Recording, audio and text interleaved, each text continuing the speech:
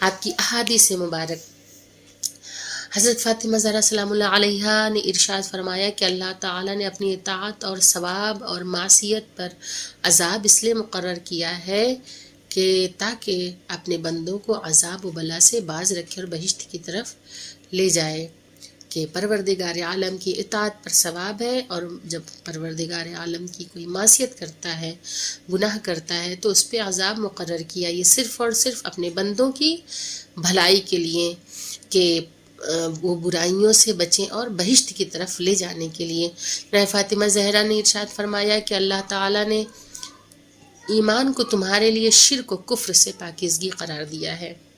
کہ ایمان کے مرحلے میں جب انسان داخل ہوتا ہے تو شرک اور کفر، شرک اسے کہتے ہیں کہ جہاں خداوند عالم کا کوئی شریک کر کے اور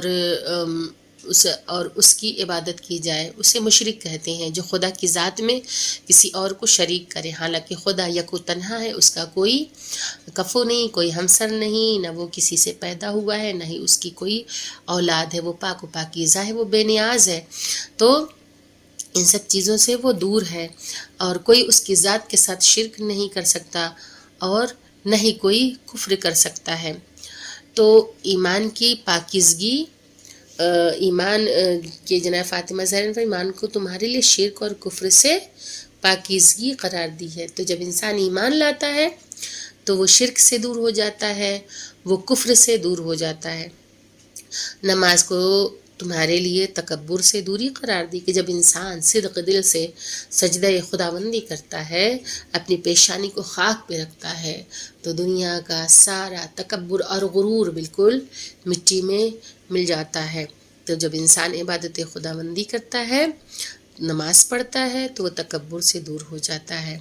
اور زکوٰۃ تمہاری روح کی پاکیزگی اور رزق کی زیادتی کے لیے ہے، کہ انسان کو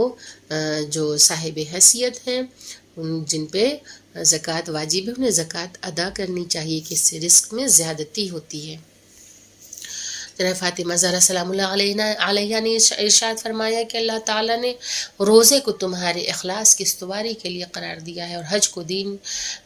کو دین کو مضبوط کرنے کے لیے قرار دیا ہے، اور دلوں کو قریب کرنے کے لیے عدالت کو قرار دیا ہے۔ جناب فاطمہ زہرا سلام اللہ علیہ نے ارشاد فرمایا کہ اللہ تعالیٰ نے امر بالمعروف اور نہی عن المنکر کو معاشرے کی اصلاح کے لیے قرار دیا ہے، کہ انسان نیکی کی ہدایت کرتا رہے اور برائیوں سے روکتا رہے، تو اس سے کیا ہوگا؟ معاشرے کی اصلاح ہوتی ہے۔ اور والدین کے ساتھ نیکی کو اپنی ناراضگی کے لیے ڈھال قرار دیا ہے، کہ جب انسان اپنے والدین کے ساتھ نیکی کرتا ہے، حسن سلوک کرتا ہے، ان کی آواز پہ اپنی آواز کو بلند نہیں کرتا ہے، اپنے والدین کے سامنے جب جاتا ہے تو اپنے شانوں کو جھکا کر جاتا ہے،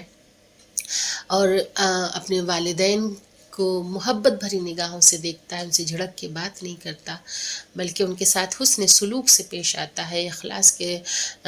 خلوص کے ساتھ پیش آتا ہے،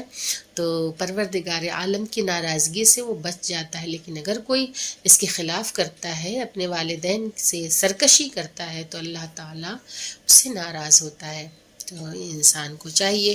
کہ جس کے والدین دنیا میں موجود ہیں، وہ اپنے والدین کی اطاعت کریں، ان کے ساتھ نیکی کریں، حسن سلوک سے کام لیں، اور اگر وہ ضعیفی کو پہنچ گئے ہیں تو ان کی خدمت گزاری کریں۔ جناب فاطمہ زہرا سلام اللہ علیہ نے ارشاد فرمایا کہ